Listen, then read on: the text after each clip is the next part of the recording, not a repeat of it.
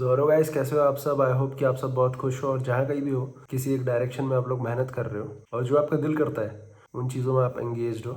सो एक स्टोरी है जो आप लोगों के साथ आज शेयर करना चाहता हूँ मैं। सो इट इज़ बहुत छोटा है और मतलब मुझे अच्छा लगा तो आई थॉट कि शेयर कर लूँ। स्टैनफोर्ड यूनिवर्सिटी का ही केस है।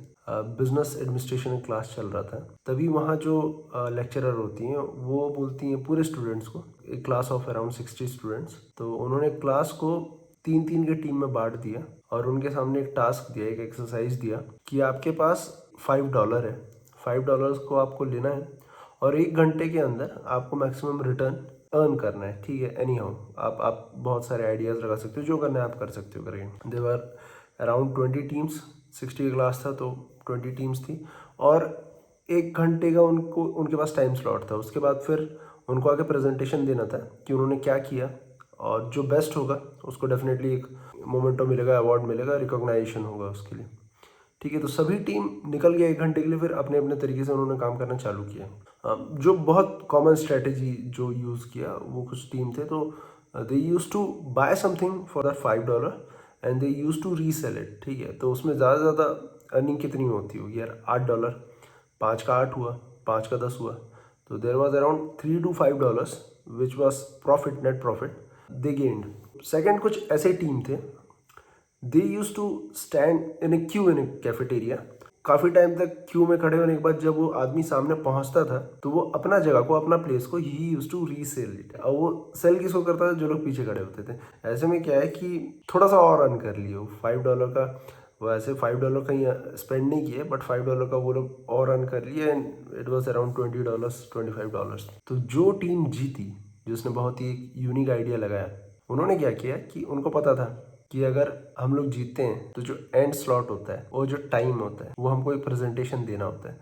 और प्रेजेंटेशन हम लोग देंगे किसके सामने, one of the best mind के सामने, जो बिजनेस एडमिनिस्ट्रेशन में कल के डेट पे कुछ ना कुछ जगह पहुंचेंगे। तो उनको पता था कि इस प्रेजेंटेशन की वैल्यू क्या है करके। उन्होंने $5 को साइड में रख दिया, उसके बारे में सोचा भी नहीं। तुरंत 1 घंटे के अंदर उन्होंने अपना प्रेजेंटेशन स्लॉट किसी ऐसी कंपनी को दिया जो कंपनी अपने प्रोडक्ट्स सेल करना चाहते थे, या कंपनी रिक्रूट करना चाहता था बच्चों को, या ऐसी कंपनी जो अपना प्रेजेंटेशन इन सारे लोगों के सामने देता है जिससे कि उसको कुछ ना कुछ रिटर्न ईल्ड होता है। और इसी के चलते 15 से 20 मिनट का जो स्लॉट था, प्रेजेंटेशन स्लॉट था, वो 3 बच्चों ने किसी एक अच्छी कंपनी को बेचा और वो प्रेजेंटेशन स्लॉट जो बिका उसकी नेट वैल्यू थी अराउंड $600। तो they are various things which I would like to discuss, जो बहुत अच्छे पॉइंट्स हैं। जो पहली चीज़ है वो है परसेप्शन स्पेक्ट्रम।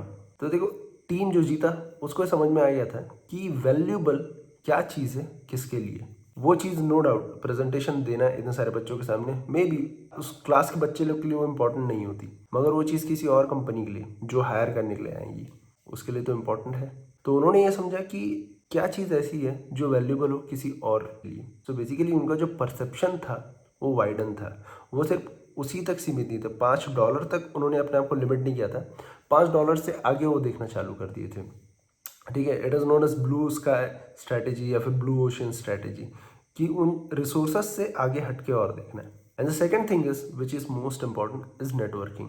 जो टीम जीती उन्होंने 1 घंटे में सिर्फ बैठ के नेटवर्किंग ही किया है, कॉन्टैक्ट्स किए, बहुत सारे लोगों को पूछा और ऐसी कंपनी तक पहुंचे, प्रेजेंटेशन अपना दिया इसी 1 घंटे के अंदर में कि क्या बेहतर वो कर सकते हैं इस प्रेजेंटेशन के through. So the thing is कि नेटवर्किंग भी इस बात पर डिपेंड करता है कि आप कैसे लोग के साथ रहते हैं, किन के साथ बैठते हैं, उठते हैं और किन के साथ अपने आइडिया शेयर करते हैं। सो ये दोनों take away, that is the perception spectrum and second one is key good networking. ये प्रूव करता है कि यार मैटर ये नहीं करता, मतलब that my limitation is not bound to resources, या लिमिटेशंस या poverty is not because of lack of resources but because of lack of vision and lack of dreams. अगर अपना विजन क्लियर है, हम लोग बहुत दूर तक सोचते भी है और ये भी सोचते हैं कि चलो किसी न किसी तरीके से मैं अपने रिसोर्स को अपना लिमिटेशन नहीं मानूं, मैं ये सोच लूँ कि रिसोर्स के अलावा भी मैं और क्या कर सकता हूँ, तो शायद हम और बेहतर जगह पहुँच सकें। हाँ, ये बात हो सकता है कि एक स्पेशियल और टेम्पोरल इफेक्ट होगा, मैं किस जगह पे रह रहा हूँ, किस दौर पे रह रहा हूँ, वो इफेक्ट होगा, but still vision is more or less important. And second, networking, कि आप किन के साथ रहते हो, कैसे लोग आपके आसपास हैं, एस्पिरेशंस कैसे हैं लोगों के, बहुत मैटर करता है। और अगर आपको ये वीडियो अच्छा लग रहा है तो आप इसको शेयर करो, एंगेज करो बहुत ज़्यादा लोगों को।